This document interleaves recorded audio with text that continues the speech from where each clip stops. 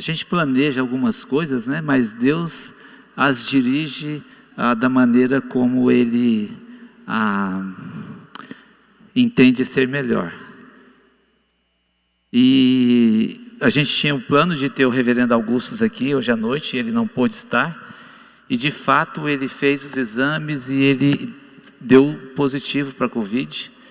E a gente precisava compartilhar isso com você, dizer, ele está tratado, trouxemos, ele ia viajar, não viajou, ele está aqui isolado, trouxemos uma médica, fizemos todos os procedimentos com ele e ele está bem. Ele não estava com nada que fosse tão forte assim, né? Apenas uma garganta e um pouco de moleza, mas graças a Deus ele está bem, está aqui e vai ficar aí sob os cuidados de uma médica amiga nossa, tá bom? Eu quero convidar você a abrir sua Bíblia em Mateus capítulo 5, e nós vamos ler, só desligar uma coisa aqui, Mateus capítulo 5, e nós vamos ler os versículos 13 a 16. Mateus capítulo 5, versículos 13 ao versículo 16. O texto diz assim: vocês são o sal da terra. Ora, se o sal vier a ser insípido, como lhe restaurar o sabor? Para nada mais presta, senão para lançado fora, ser pisado pelos homens. Vocês são a luz do mundo. Não se pode esconder uma cidade situada no alto de um monte, nem se acende uma lamparina para colocá-la debaixo de um cesto, mas no lugar adequado, onde ilumina bem todos os que estão na casa. Assim também brilhe a luz de vocês diante dos homens, para que vejam as boas obras que vocês fazem e glorifiquem o Pai de vocês que está nos céus. Vamos orar? Pai, agora que nós abrimos a Tua palavra, que o Senhor possa nos instruir por meio dela, e que nós possamos, ó Pai, ter as nossas mentes e corações abertos nessa noite, enquanto meditamos nela, e que o Senhor possa mais uma vez falar ao nosso coração, como o Senhor tem falado, ó Pai, em cada momento aqui. Esse é o nosso pedido no nome de Cristo Jesus. Amém. Muito bem, o Sermão do Monte, ele é um sermão muito interessante, na verdade, um sermão proferido para os judeus. O livro de Mateus, ele foi escrito com Mateus tendo em mente ensinar ao povo, dizer ao povo que Jesus era o Filho de Deus prometido. Se você olha a carta de Mateus, como é que ela começa? Ela começa direto com a genealogia de Jesus. Mateus quer mostrar para os judeus que Jesus era aquele Messias, o rei que havia sido prometido.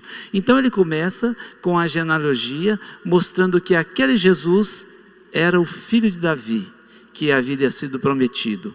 E quando a gente vai caminhando pelo livro, você percebe 18 citações em que Mateus fala que aquilo aconteceu para que se cumprisse as Escrituras. Ou seja, Mateus diz, Jesus é o cumprimento da promessa que um dia lá atrás nos foi prometida. E a gente vai vendo fatos extraordinários que acontecem. Você vê o sonho de José, ele fugindo para o Egito, e quando ele volta, tem o registro lá, para que se cumprisse as Escrituras. E Mateus, nos 4 primeiros capítulos, ele faz isso. Ele mostra, olha, esse Jesus que nós esperávamos, chegou. E ele vai mostrando tudo isso, e mostrando como Jesus é esse Messias. E quando João Batista o batiza, e vem a voz do céu e fala, esse é meu filho amado, em quem me comprazo. Uma vez que Mateus mostra isso, e é importante a gente dar esse sobrevoo nesse começo, para a gente entender a força dos versículos que nós lemos. Uma vez que isso acontece, ele passa para o Sermão do Monte. Ora, o que acontece? Quando a gente olha, o judeu, ele tinha uma expectativa equivocada quanto a Jesus. Ele esperava que Jesus fosse um rei libertador, mas um reino terreno, um reino materialista, um reino externo, mecânico, militarista. O reino ia ser aqui, para quê? Para livrá-los daquela toda opressão e perseguição que eles sentiam. Se você olhar lá no capítulo 20 de Mateus, versículo 21, eles tinham essa expectativa tão grande, que a própria mãe de Tiago e João fala o quê? Olha, Jesus, quando você vier no seu reino, que um sente à direita e o outro à esquerda. O que eles querem? A gente quer resolver isso dessa maneira. Então havia uma confusão quanto à salvação que Jesus havia de trazer. E eles criam que essa salvação era para poder livrá-los dessa opressão. Então, com isso em mente, muitos comentaristas dizem, Mateus começa mostrando isso. Só que o Sermão do Monte, que vem imediatamente antes desses versículos que nós lemos, olha só o que Jesus faz. Ele mostra as características, a essência espiritual do cidadão do seu reino. Ele mostra que a realidade do reino dele não é uma realidade materialista ou militarista, um reino físico, mas um reino espiritual. E ele faz isso mostrando as características, o caráter desse reino. É um reino que acontece dentro do homem, é um reino que governa o coração, que governa a mente, que governa as decisões, as atitudes, os sonhos. Então Mateus mostra para o povo judeu que havia um equívoco. Então o Sermão do Monte, ele foi ensinado com esse fim específico, porém não somente para o judeu, mas para mim e para você, que estamos aqui hoje. Tempos depois, a gente pode ver que o Sermão do Monte é um sermão que mostra, obrigado Saulo, o caráter de quem é que faz parte desse reino. Só um minutinho.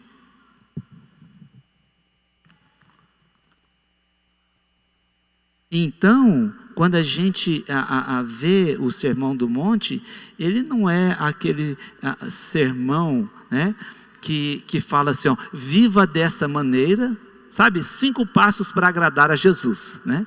Então tem ali, você segue aqueles 10 passos e você vai agradar a Jesus. Não, Mateus não está querendo dizer isso. Ele diz, já que vocês são cristãos, vivam dessa maneira. É diferente. Eu não vou viver daquela maneira para agradar o Senhor, não, eu vivo daquela maneira por causa daquilo que Cristo fez por mim, e isso ele relata nos versículos 3 a 10, de fato é uma lista do caráter, não é uma lista a ser buscada para ser aceito por Deus, mesmo porque eu e você, não há nada que eu e você possa fazer para que o Senhor nos aceite. Muito pelo contrário, nós somos aceitos pelos méritos de Cristo, por aquilo que Ele fez na cruz, pelo sangue dEle vertido na cruz. É por isso que eu e você somos aceitos por Cristo. E aí, ele vai caminhando e ele chega no versículo 11 e 12, que antecede ao texto que nós vamos ler, que nós vamos trabalhar essa noite. E ele diz, bem-aventurado são vocês quando por minha causa os insultarem e os perseguirem e mentindo disserem todo mal contra vocês. Alegrem-se e exultem, porque é grande a sua recompensa nos céus, pois assim perseguiram os profetas que vieram antes de vocês. Pensa que legal? Você desenvolve o caráter de Cristo e de brinde o que você ganha? Perseguição. Você quer saber se a sua vida está andando direitinho? Será que o mundo anda batendo nas minhas costas ou ele anda me dando umas cutucadas? O que Jesus está dizendo é, a partir do momento que eu desenvolvo esse caráter, essas coisas vão acontecer. Eu lembro recentemente que aconteceu um fato que era daquele jogador de vôlei, Maurício, né? ele fez uma simples postagem. A vida dele foi banido de rede, foi mandado embora do clube, teve os patrocínios tirados, né? Você deve ter acompanhado. É isso daí. O cristão, gente, ele não é um agente livre, no sentido de ir e viver da maneira que eu quero, mas ele é um filho de Deus, e por isso, tudo que ele faz, tem que ter o intuito de ser agradável aos olhos de Deus. Então perceba, Jesus não está falando de regras, ele está falando de caráter. Ele não está falando de coisas que eu e você podemos fazer e enganar a todo mundo ao nosso redor, mas ele está falando de um viver que expressa uma vida que anseia por aquela pátria pela qual ele foi conquistada. Então as bem-aventuranças é isso, elas demonstram esse caráter, né? E gente, para quem ela foi escrita? Para mim e para você. Ela não foi escrita por pastor da sua igreja, ela foi também escrita por pastor da sua igreja. Ela foi escrita para aquele que um dia foi alcançado por Cristo. Então elas são para mim e para você, e elas deveriam descrever todo e qualquer cristão, sem isenção, para todas as pessoas. Elas foram escritas. Então o que se espera é que todos os cristãos manifestem estas qualidades que a gente não leu, mas que está aí em Mateus capítulo 5, do versículos 3 ao 10. Olha o que o Dr. Martin Lloyd-Jones disse sobre elas. Ninguém pode ser humilde de espírito sem também chorar. Nesse sentido, ninguém pode chorar sem ter fome e sede de justiça. E ninguém pode ter essa atitude se também não for manso e pacificador. Cada uma dessas características, em certo sentido, requer a presença das demais qualidades. E nenhuma dessas descrições refere-se àquilo que poderíamos chamar de tendências naturais. Não é nossa tendência, não é a nossa inclinação ser isso, mas exige disposição, exige abrir mão, exige empenho, exige uma vida completa de Cristo, de prática diária daquilo que Ele pede de nós, de renúncia e de obediência à sua palavra. Uma vez que a gente fez esse sobrevoo e tem isso em mente, que esse livro foi escrito para mostrar que Jesus é o Rei, agora a gente chega a esse lugar, ao versículo 13. Alguns comentaristas dizem que o Sermão do Monte é um manifesto proferido pelo próprio Cristo, a fim de mostrar a natureza do cidadão do reino. O próprio Jesus diz: sabe quem é o cidadão do reino? Ele é assim, e tem aí as bem-aventuranças. Ele é um pobre de espírito, ele chora, ele é manso, ele tem fome e sede de justiça, ele é misericordioso, limpo de coração, ele é um pacificador, e ele vai ser perseguido por causa da justiça. E aí então Jesus diz o seguinte, o versículo que nós lemos: vocês são o sal da terra. Aqui Jesus apresenta qual a função do cristão na sociedade. Qual que é a minha função? Qual a nossa função dentro da sociedade? Ele diz duas.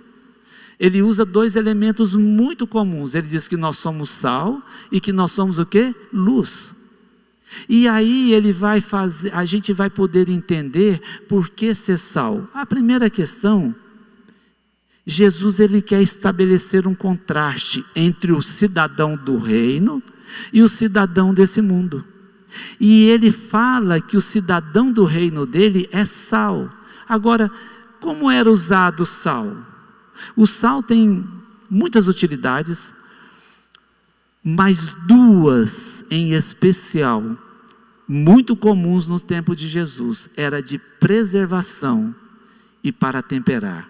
Ele conservava, ele impedia a putrefação. A principal função do sal era preservar que algo apodrecesse, ou seja, ele tinha uma função antisséptica. Eu lembro do meu pai, eu lembro das fotos do meu pai, né, indo pescar, e fotos com um varal cheio de peixe no sol, com sal. Tudo salgado para não perder. Não tinha gelo, não tinha as facilidades que nós temos aqui. Então aquela carne fresca, boa, nova, se ela não fosse colocada no sal, logo os germes, as bactérias tomariam conta e ela apodreceria. Jesus diz que o cidadão, o cristão, ele é o sal da terra. De um lado, nessa comparação de Jesus, nós temos o cristão, e do outro mundo, que está em corrupção, um mundo que está em putrefação.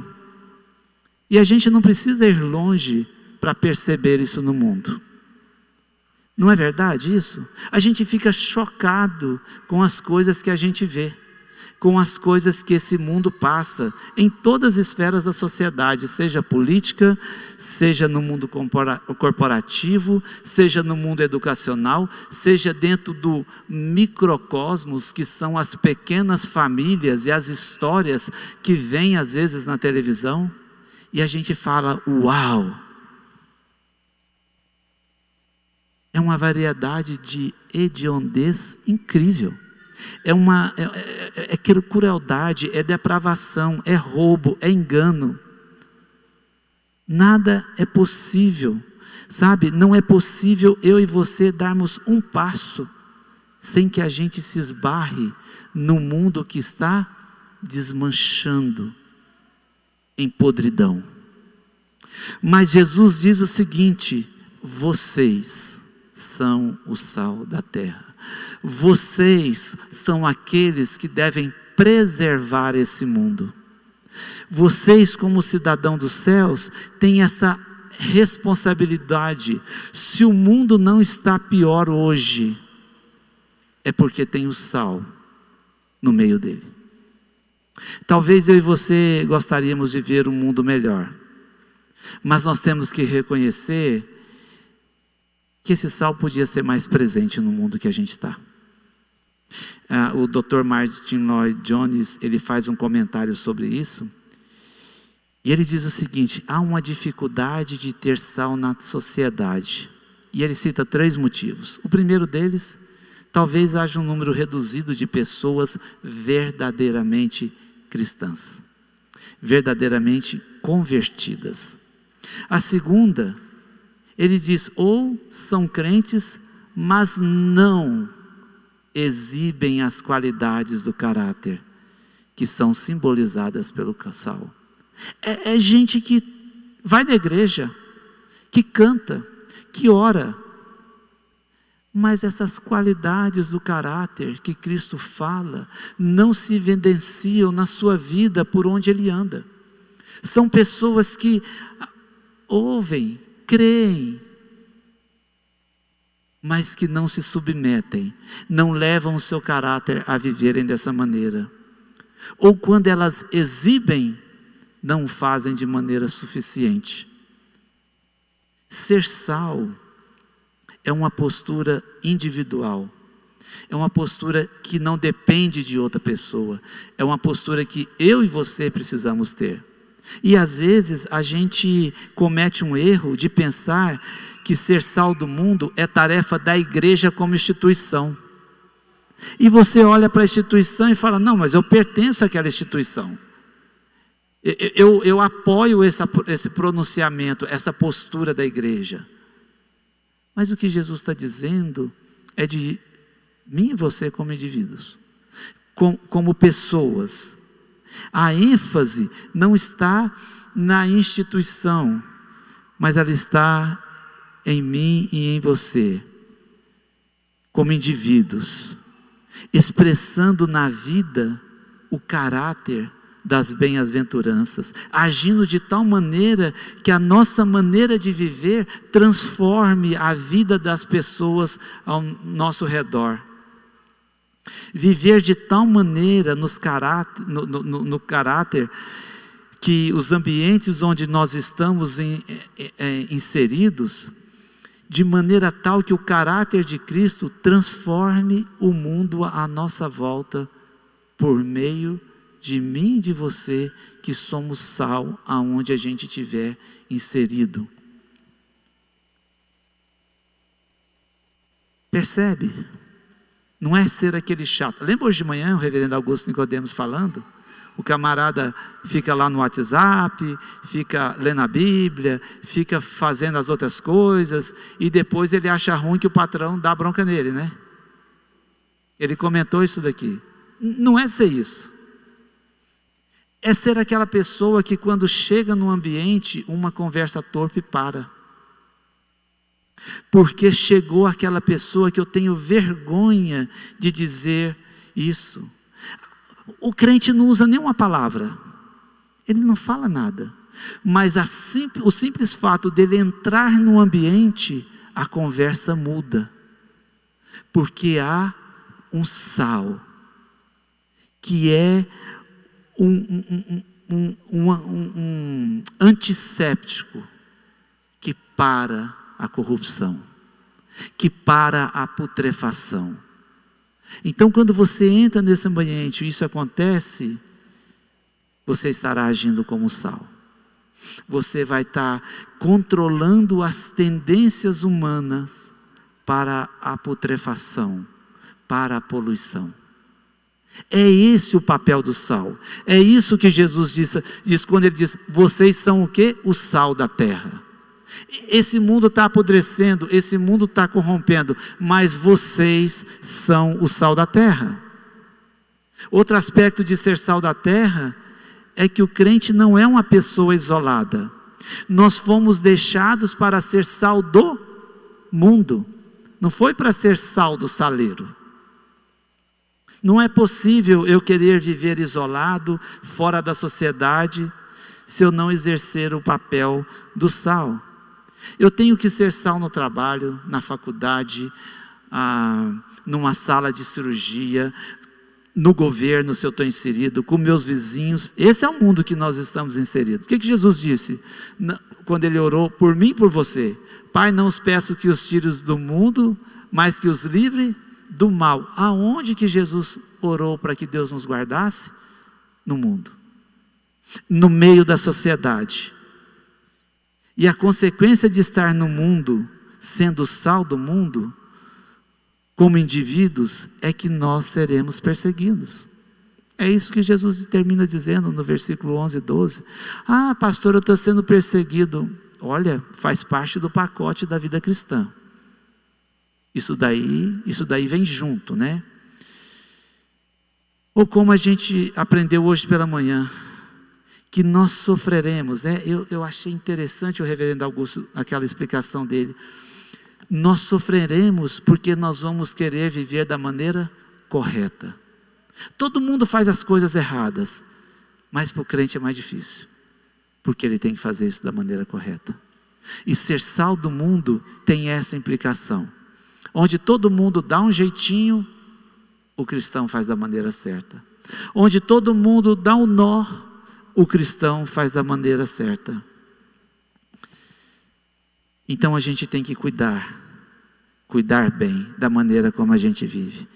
Um jogador de basquete da NBA, de Jonathan Isaac, do Orlando Magic, ele teve aquele Black Lives Matter que teve lá nos Estados Unidos, e todo mundo pôs a camisa preta, ficou com o braço, se ajoelhou, e ele, um jovem de 20 anos, alguma coisa assim, 22, 18, ele não ficou. E ele ficou em pé com a camisa do time. No final você sabe o que aconteceu. Todos os repórteres em cima dele. E ele disse: eu não creio que uma camisa e um punho levantado vai mudar a situação do mundo, que é difícil mesmo, com relação a essa questão do racismo. Mas eu creio que existe um Deus, um Jesus que morreu, que pode trazer a solução para todo aquele que passa por essa dificuldade. É essa postura, é esse entendimento que Cristo resolve cada situação da vida. O sal, ele continua dizendo, continuando no versículo 13, vocês são sal da terra, e se o sal vier a ser insípido, como lhe restaurar o sabor? É uma pergunta retórica, né? A gente não compra um restaurador do sabor do sal, né? Se o sal perdeu o sabor, ele não serve mais para nada. O sal, ele é essencialmente diferente do lugar onde ele é aplicado. O sal, numa carne, seja numa ferida, ele tem essa ação antisséptica, ele muda, é a diferença dele que faz a diferença. O sal, as virtudes do sal, é que faz que o sal seja útil, é a sua essência que o torna essencial. Mas se ele perder o sabor, qual o valor? Se um cristão for sem sabor na sociedade que ele está inserido, qual o valor dele? Jesus está dizendo, nenhum. Se Deus me colocou em lugares especiais, mas naquele lugar eu não tenho sabor, qual o valor? É isso que Jesus está dizendo. Porque o sal tem essa característica de transmitir um pouco do sabor dele no lugar onde ele está inserido. E uma vez que ele perde o seu sabor, uma vez que ele perde a sua virtude, qual que é a virtude do sal? O sabor. Uma vez que ele perde a virtude, ele perde a sua função, ele perde a sua utilidade, ele perde o seu propósito e ele se torna descartável. E talvez o que nós devemos entender é que a descaracterização do cidadão do céu torna o crente descartável e sem valor de propósito. Um crente que não tem o caráter de Cristo e não busca isso, aonde está inserido, ele perde o seu valor. Ele perde o propósito pelo qual ele fica sem propósito. Ele se torna um sal insípido, sem sabor. O pastor Felipe Niel, um dia, eu estava ouvindo uma mensagem dele, ele disse o seguinte, sobre os reavivamentos que aconteceram na história. Deixa eu só explicar uma coisa antes. Sempre que acontece reavivamento na história, a sociedade toda ganha com isso. Os reavivamentos que aconteceram ao longo da história, muitas pessoas na sociedade converteram, mas as consequências do reavivamento foi que o mal e os pecados e os vícios ficaram sob controle. Houve cidade que os bares fecharam. Houve cidade que a mudança foi grande. Os prostíbulos esvaziaram. Essas coisas aconteceram. E quando existe o reavivamento na igreja, a sociedade inteira é beneficiada. Assim como acontece na sociedade. A sociedade, as pessoas ao nosso redor, quando isso se torna algo realmente que é verdadeiro na nossa vida. Seguindo em frente, versículo 14 diz, vocês são a luz do mundo. Agora, o que Jesus faz? Ele utiliza outro elemento para falar da relação do cristão com o mundo. Vocês são o quê? A luz do mundo. Se nós somos a luz do mundo, consequentemente o mundo está em trevas.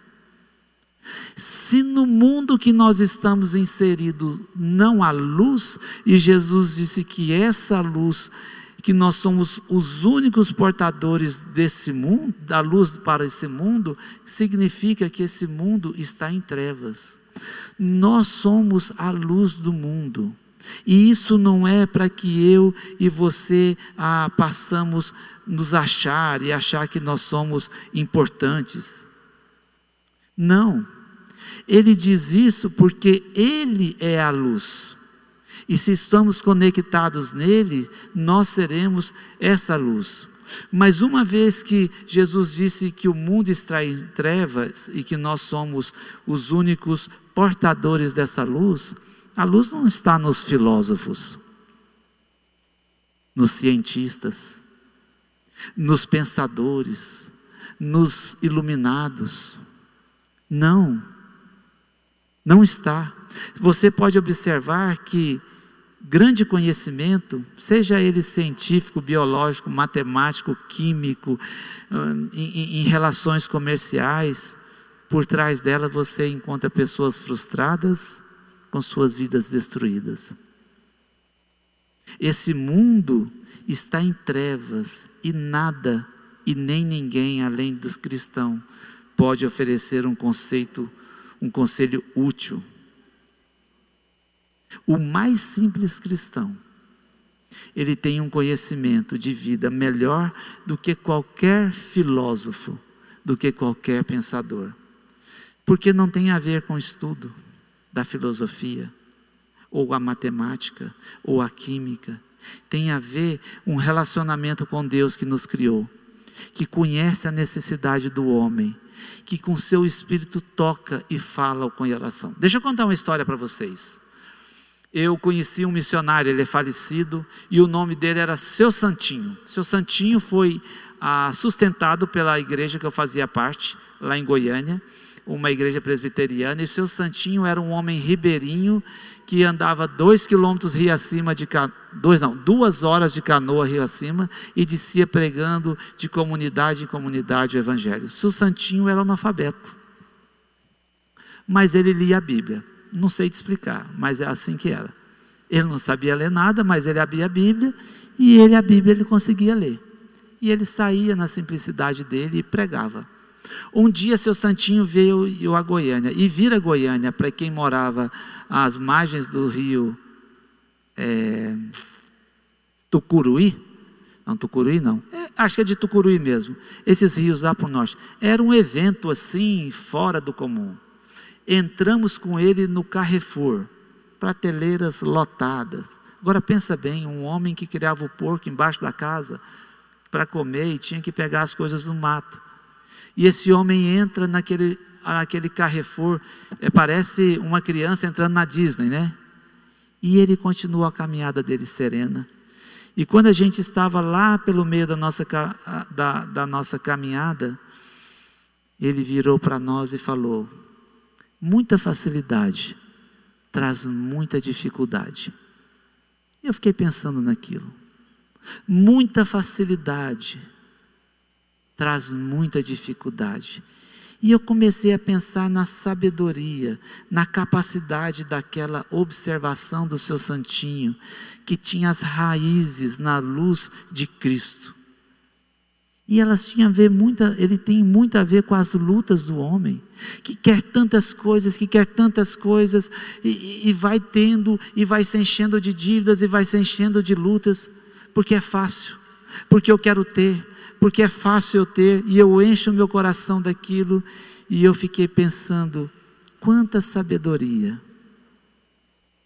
quanta conhecimento. Um filósofo, um estudioso? Não. Um homem simples, que com uma frase me ensinou naquele dia. A luz do mundo está no cristão. Ele tem esse papel de abrir, de iluminar, de trazer a percepção. Gente, ser luz do mundo é o maior elogio que nós podemos ter, mas também a maior responsabilidade. Pois um mundo em trevas que está tateando em busca de respostas, em busca de esperança, em busca de direção, encontrar a luz que desvenda tudo isso, sabe aonde? No cristão. Por meio de nós? Não, por meio de Cristo.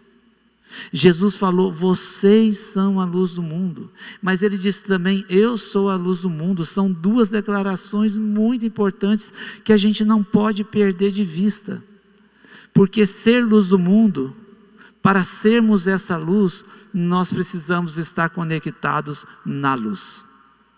Não tem como. Nós, de nós mesmos, nós não temos nada para oferecer, se não estivermos refletindo, conectados com esse Jesus. Só somos a luz do mundo por causa de uma relação vital com a luz do mundo. Só seremos isso por causa desse relacionamento.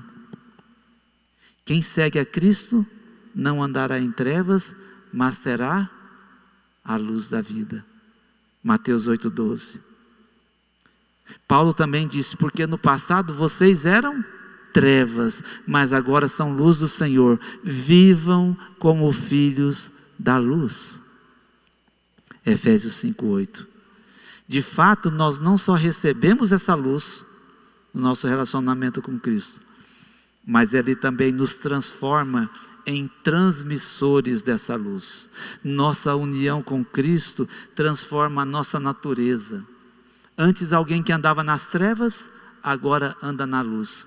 Antes alguém que estava perdido, agora é luz que ilumina aqueles que estão tateando e perdidos. Então, Jesus em primeiro lugar mostrou que ser sal, que o crente é esse sal no mundo. Agora, que é aquele que restringe a putrefação. Agora ele diz que nós somos luz. Essa luz que mostra ao mundo que está numa degradação total. E ele diz que a gente não acende a luz, no versículo 15, para colocá-la sobre um cesto. Ninguém pega uma lâmpada, a gente não põe as lâmpadas no chão, a gente põe lá em cima. Por quê? Para elas iluminarem. Então, o que Jesus diz que uma luz é o primeiro lugar, algo que existe para ser visto, é para estar no alto, é para iluminar, é para que a pessoa possa enxergar.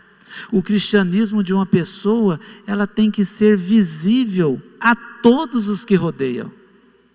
O cristianismo, você não esconde uma lâmpada, ela não é feita para ficar escondida, ela tem que ser vista numa profissão de fé que extrapola as paredes da igreja, que extrapola o saleiro, ela tem que ser vista em todos os lugares, ela tem que ser uma influência que vai além das portas da igreja, ela deve ser vista nas atividades comuns minha do mundo, na maneira que eu trato o meu empregado, a maneira que eu atendo no escritório, a maneira que eu peço uma comida, me despeço daquele que vem trazer o alimento, em nossas relações do trabalho, quando estamos sob ordens de outros, ou quando estamos dando ordens às outras,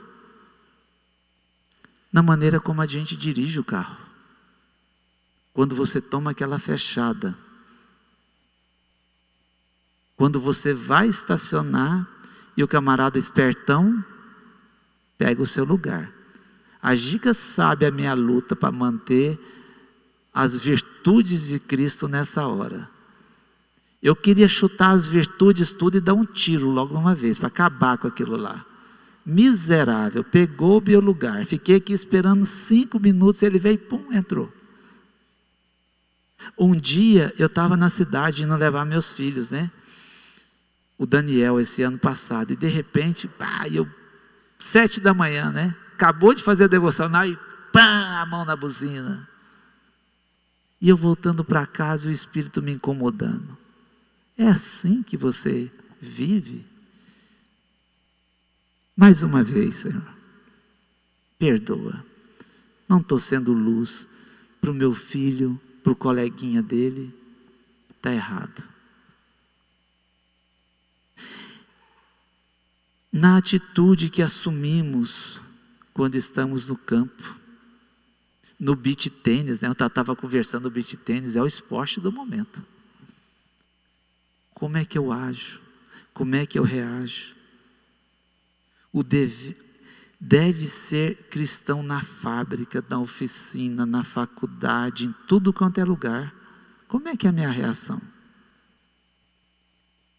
Vós sois a luz da igreja.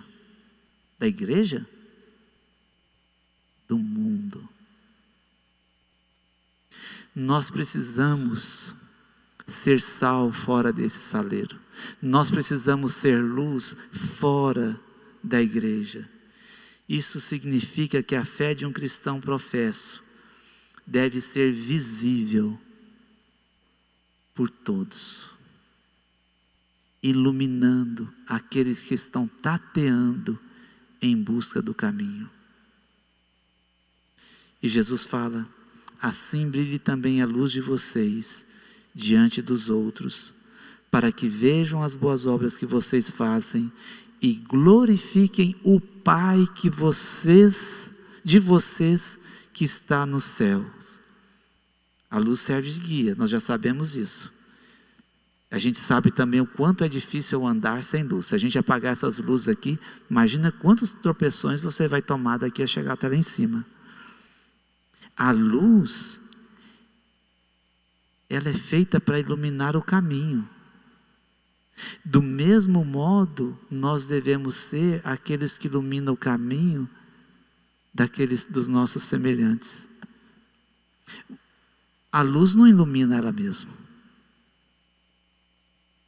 A luz ilumina para que os outros vejam. Quando a gente está pedalando por aí, e eu gosto de pedalar, eu estou encostado pela caixa, que eu machuquei o braço. Quando a gente está pedalando por aí e vai escurecendo e está sem o farol, ou ele dá problema. Meu pai, que desespero. Você acelera tudo, porque quando ela acabar, aí fica difícil, fica perigoso, fica arriscado. Caso nós não brilhemos, caso ocultemos a natureza regenerada presente em mim e você, nos tornaremos completamente inúteis. Para que serve uma luz que não acende? Qual o valor disso? Nenhum. E Jesus chama a atenção que é isso que espera de nós, que a luz do mundo brilhe em nós, que sejamos os transmissores da luz para o mundo em trevas. Seremos no mínimo ridículos se quisermos viver de outra maneira. Não existe nada mais contraditório do que um cristão viver como um cristão meramente formal. Chega na igreja, cumpre os seus deveres semanais e volta para casa como se a minha vida se resumisse àquelas paredes, não demonstrando as virtudes do caráter de Cristo, do caráter do cidadão do céu, aonde o Senhor nos levou. Os judeus esperavam isso. Os judeus esperavam um reino terreno, um reino onde o evangelho fosse nada mais do que um aparato militar, onde eles iam suplantar aquela tributação ao governo dos gregos ali, dos romanos quer dizer, onde eles iam ter essa vida. Mas Jesus falou: não é por aí. E talvez hoje a gente corra o mesmo risco de achar que ser cristão é uma religiosidade onde vamos à igreja, cultuamos ao Senhor e é isso daí. Mas Jesus nos diz que é muito mais do que isso. Ali eu sou alimentado, ali eu exerço os meus dons, mas eu reflito isso sendo sal e sendo luz fora do ambiente da igreja. O cristão brilha para que o nome de Cristo seja glorificado. Ele não brilha para ele brilhar. Sou uma estrelinha de Jesus. É só na musiquinha, né? Não, eu brilho para que Cristo brilhe. Olha só que interessante, e eu quero terminar olhando isso. Porque o propósito nosso é que o nome de Cristo brilhe, é que o meu viver fora da igreja redunde em louvor e glória ao nome de Cristo. E eu vou terminar lendo um trecho, um parágrafo do Sermão do Monte, do Dr. Martin Lloyd Jones. Olha que interessante, ele diz: crente, você e eu estamos vivendo entre homens e mulheres que se acham no estado das mais grosseiras trevas. Jamais encontrarão qualquer luz nesse mundo, exceto de você e de mim, bem como do Evangelho a qual cremos e a qual ensinamos. Os homens do mundo estão olhando para nós. Estão vendo em nós alguma coisa diferente?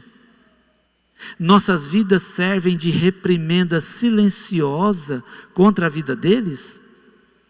Estamos vivendo de maneira tal que impelimos os homens a aproximarem-se de nós e perguntarem: por que vocês parecem tão pacíficos? Como é que você é tão equilibrado? Como é que você pode suportar os apertos dessa forma? Por que você não se mostra dependente de ajudas artificiais e dos prazeres conforme acontece conosco? O que você tem que nós não temos? Se os homens assim nos indagarem, então poderemos falar-lhes daquelas boas novas, admiráveis, notáveis, mas tragicamente negligenciadas, que Cristo Jesus veio ao mundo para salvar os pecadores e para pronunciar aos homens uma nova natureza de uma nova vida, tornando-os filhos de Deus. Somente os crentes, e aí entre parênteses, e ninguém mais, são a luz do mundo nestes nossos dias. Portanto, vivamos e funcionemos no mundo como filhos da luz.